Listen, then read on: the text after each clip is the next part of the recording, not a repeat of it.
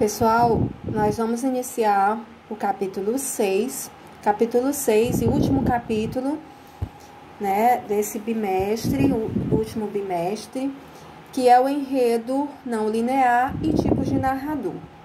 Pessoal, nós já vimos o que é um enredo linear, nós já sabemos também quais são os tipos de narradores, então nós vamos só, nesse capítulo, em todo o bimestre, ver essa questão do enredo não linear, exemplos de textos e recapitular os tipos de narrador.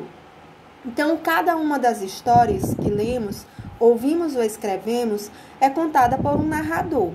A maneira de apresentar o enredo e os personagens e o processo narrativo como um todo depende do autor da história.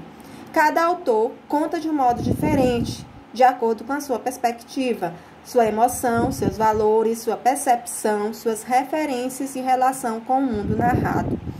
Nos exercícios de leitura, assim como nas experiências de escrita, é fundamental a preocupação com o narrador.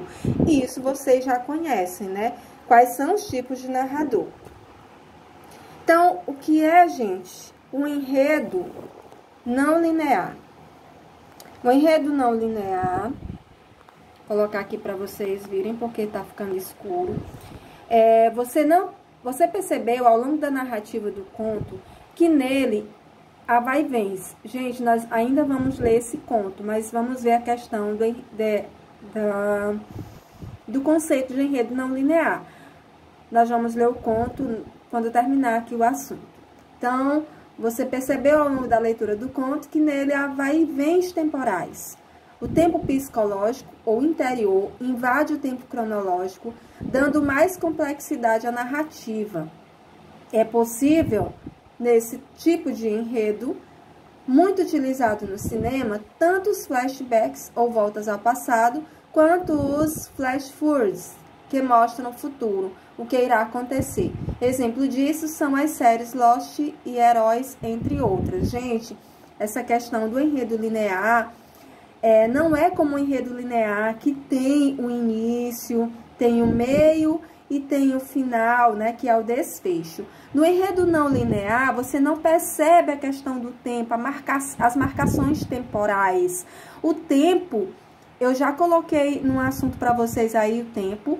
O tempo, ele pode ser cronológico e pode ser psicológico. O tempo cronológico é aquele que marca o enredo linear quando ele te dá datas, né? Ele vai te dando datas, vai te dando pistas de quando aconteceu a história. No tempo psicológico, isso não acontece. Há uma ciclicidade, ou seja, o tempo fica como se fosse rodando e você não percebe quando aconteceu a história. E esse tempo é mais comum nas narrativas não lineares, que não são marcadas por um início, por um meio e por um final, né? É como se fosse um círculo, você não sabe quando é que está se passando a história. Principais tipos de narrador. Nós temos o narrador de um texto ficcional, não é o autor, gente. Isso aí vocês já sabem. O narrador é aquela voz que fala dentro da narrativa. Assim como tem o poema, que é a voz que fala no poema, que nós chamamos de eu lírico, ou eu poético, ou sujeito lírico. No texto narrativo, nós temos o narrador, que é aquela voz que fala na narrativa, que vai narrando os fatos, te dando pista dos acontecimentos. É uma voz imaginária, escolhida pelo autor de acordo com o tipo de história a ser elaborado. Grosso modo, podemos distinguir 3 tipos de narrador, isto é, 3 tipos de foco narrativo. Tem o narrador personagem, pessoal, que é aquele que participa das ações, que é também personagem, além de ser o narrador, ele também participa da ação. E o narrador observador e o narrador onisciente. Chama-se foco narrativo o estudo das posições do narrador perante a história, o ângulo de visão por meio do qual ele narra os fatos ou pensamentos, né? Vocês já conhecem também narrador de primeira pessoa, narrador de terceira pessoa. Primeira pessoa é aquele que narra a partir do seu ponto de vista, porque ele é também personagem. E o de terceira pessoa é aquele narrador que narra os fatos que aconteceram com outros personagens, portanto, ele é apenas um narrador observador. Então, veja, foco narrativo em primeira pessoa, que é o narrador personagem. Narrador-personagem, a maneira de contar do narrador-personagem é fortemente marcada por características subjetivas emocionais. Por quê subjetivas? Porque parte de um eu que está narrando, um eu que coloca para fora toda a sua percepção. Então, quando a narrativa é narrada do ponto de vista do próprio narrador, o narrador, ele narra o que ele quiser, né? Porque ele está narrando do ponto de vista dele. É como na obra Dom Casmurro de Machado de Assis, em que a obra é narrada pela percepção do narrador-personagem Bentinho. Então, o narrador-personagem Bentinho, ele tece a narrativa a partir da sua visão de mundo. Então, ele pode dizer que Capitu traiu com seu amigo Escobar, né? Ele pode perceber as características, as feições de Capitu no enterro de Escobar, quando Escobar morre afogado, tudo a partir da visão do personagem. Então, por um lado, essa proximidade com o mundo narrado revela dimensões que o narrador de fora não poderia conhecer. Por outro lado, essa proximidade faz a narrativa ser profundamente parcial, impregnada pelo ponto de vista do narrador. Essa questão de ser profundamente parcial é porque a narrativa é narrada de um ponto de vista de alguém que também está participando da história e que está narrando a partir do seu próprio ponto de vista as ações dos outros personagens também. Certo? Então, por isso que é uma narrativa parcial, quando o narrador é um narrador-personagem. Por quê? Porque este narrador está narrando os acontecimentos, os fatos, a partir das suas percepções, a partir do seu ponto de vista, e é por isso que é marcada por características subjetivas e emocionais. Foco narrativo em terceira pessoa. O narrador é também um narrador observador. Que é um narrador observador? Também chamado de narrador objetivo, conta a história de fora dela, na terceira pessoa, sem participar das ações. Pessoal, esse narrador observador, ele não é personagem. Ele está narrando de um ponto de vista de fora. É como alguém que vê um acontecimento, né, longe, por exemplo, e ele está narrando o que ele vê. Né? Ele não está tomando partido de nenhum e nem outro. Ele está narrando o que ele viu. Então, é um narrador que apenas observa e está narrando os acontecimentos a partir daquilo que ele viu. E, portanto, é um narrador que não é parcial, né? Um narrador objetivo. Está narrando a história sem se envolver emocionalmente. Então, tem, assim, distanciamento e neutralidade para narrar as situações e apresentar os personagens com imparcialidade. Conta o que viu, o que vê. Por outro lado, não tem conhecimento mais íntimo de nenhum dos personagens, nem das ações vivenciadas. É como eu falei, é como se ele estivesse vendo uma história e estivesse vendo uma história de longe. Ou seja, ele não sabe o que se passa no interior das personagens, ele não sabe o que está, ele apenas está observando a história e está narrando daquilo que ele observa. Então, o narrador observador é diferente do narrador onisciente, que nós vamos ver mais à frente, em que o narrador onisciente conhece o interior das personagens, o que se passa no íntimo das personagens. Seu olhar é feito de distâncias. Releia o texto, Uma Vida ao Lado, gente. Uma Vida ao Lado, vocês já leram, que é aquela do vizinho. Lembra que o vizinho observa o outro vizinho, tudo que ele faz, e no dia que o vizinho morre, ele também simula a própria morte? Lembram? Pois é. Aqui diz para reler o texto Uma Vida ao Lado, do capítulo anterior, para conhecer na prática esse tipo de narrador. Aí o narrador onisciente, que também, gente, é um narrador com foco narrativo em terceira pessoa. Esse narrador onisciente narra em terceira pessoa, ou seja, ele não é personagem da história. Ele não é personagem. Mas ele não é personagem, mas ele sabe de tudo que acontece. Então, o narrador onisciente é mais complexo. Conta a história em terceira pessoa, mas às vezes permite-se certas intromissões falando em primeira pessoa. é um narrador de terceira pessoa, porém, como eu falei, como ele conhece o íntimo das personagens, e aí, às vezes, na narrativa, você até não sabe quem está falando, se é o narrador ou é o personagem, né? Porque ele se intromete falando em primeira pessoa. Como o próprio nome revela, ele sabe tudo sobre os personagens e sobre o enredo. Sabe o que se passa no interior das personagens, conhece suas emoções e seus pensamentos mais íntimos, revela muitas vezes suas dimensões inconscientes, sabe mais deles do que eles mesmos. Pode inclusive revelar suas vozes interiores, seu fluxo de consciência em primeira pessoa. Nesse caso, o narrador onisciente faz uso do discurso indireto livre, que vocês também já conhecem, que são 3 tipos de discurso: discurso direto, discurso indireto e discurso indireto livre. Assim, também o enredo é conhecido plenamente. Os antecedentes das ações, seus pressupostos, suas entrelinhas, seu futuro e suas consequências.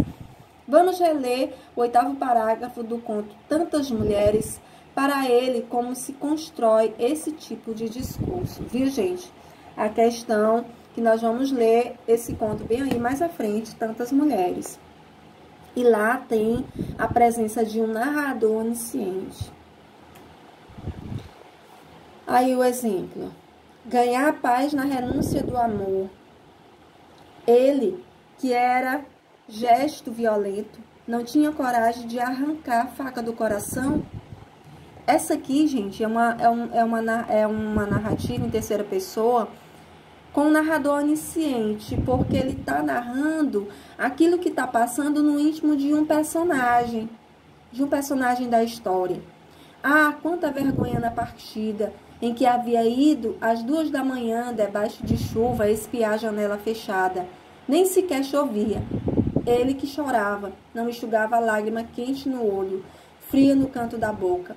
Bem sabia, porque dissera consigo quando o avião pousou: não se alegre, cara feia, você foi poupado para a morte pior. Então, você percebe aí que é como se fosse o fluxo de pensamento do personagem, mas quem está narrando é um narrador em terceira pessoa, conhecido como narrador onisciente, porque é como se ele estivesse narrando o íntimo da personagem, aquele pensamento da personagem, certo? Note que a frase que inicia o parágrafo é bastante sucinta, sintética. Ganhar a paz na renúncia do amor. Nela, o narrador onisciente parece decifrar um desejo ou uma decisão do protagonista por meio de discurso indireto e explícito. João decidiu que, entretanto, o fato de começar com o verbo no infinitivo torna a frase ambígua. Sendo assim, também podemos interpretá-lo como um pensamento do personagem que aparece sem as marcas do discurso direto, certo? É como se fosse um pensamento do personagem narrado por um narrador onisciente, que é um narrador de terceira pessoa.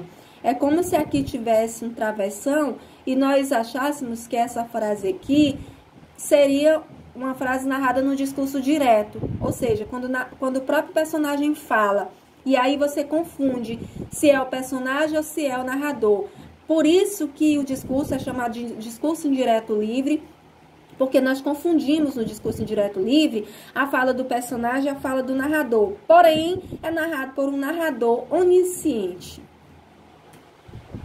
E aqui, gente, é o conto Tantas Mulheres. Eu vou ler aqui para a gente compreender como é que é a questão do enredo não linear, que você não percebe quando aconteceu a história, ele não te dá pistas de datas, de época. O tempo é um tempo psicológico. Descobrisse ela que amava com tal fúria, estava perdido.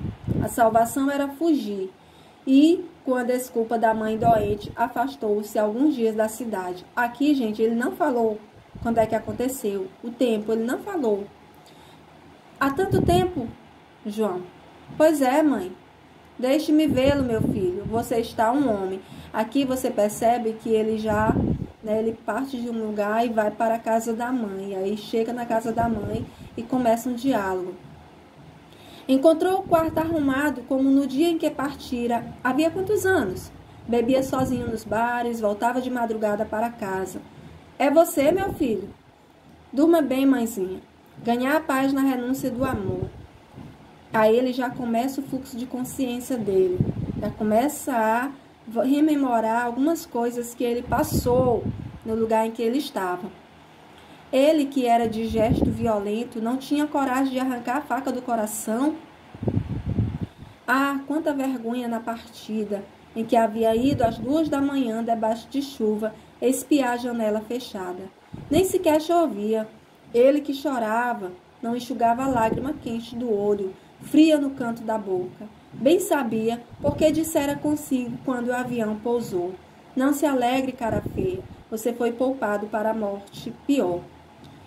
A mãe ali na porta, aí já vem, já parte dos pensamentos dele para a questão do narrador narrar que a mãe dele estava na porta. A mãe ali na porta. Meu filho soube de uma coisa muito triste. Que é, mãe? Você gosta da mulher de outro, verdade, João? São tristes os seus olhos, iguais aos seus, mãe. Bebia no gargalo, jogava paciência no quarto, lembrou-se de comprar escova de dente. Antes de vestir o paletó, enxergou a mosca sobre as cartas. Há que matar essa bichinha. Depois de matá-la, poderia sair. Gentilmente a perseguiu.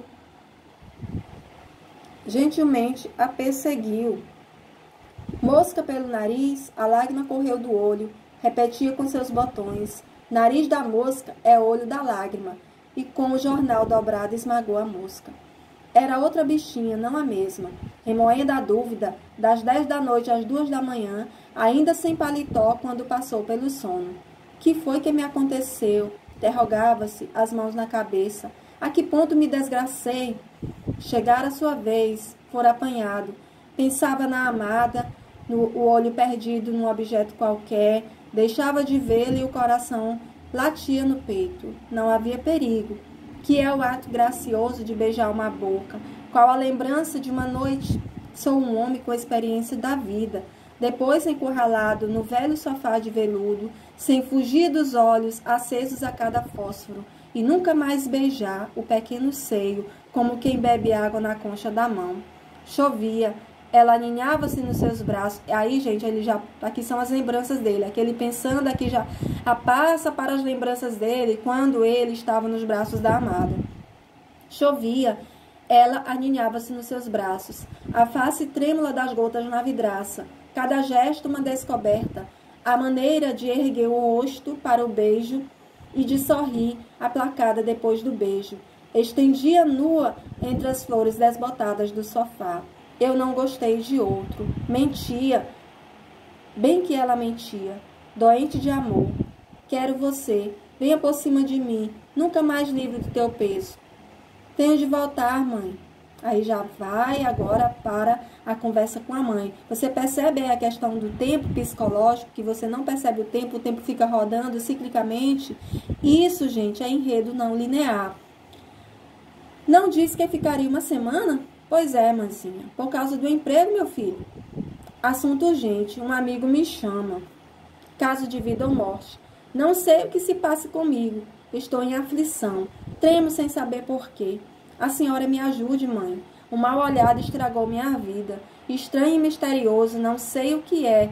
Sem ânimo para nada. Não durmo, não como, falo pouco. Quem sofre é a senhora. Sei que ficará preocupada, mas não deve. Que será isso, mãezinha? Desespero tão grande que tenho medo. Bem pode ser alguma mulher. Tantas passaram pela minha vida. Então, é um conto, gente, do Dalton Trevisan, titulado Desastres do Amor.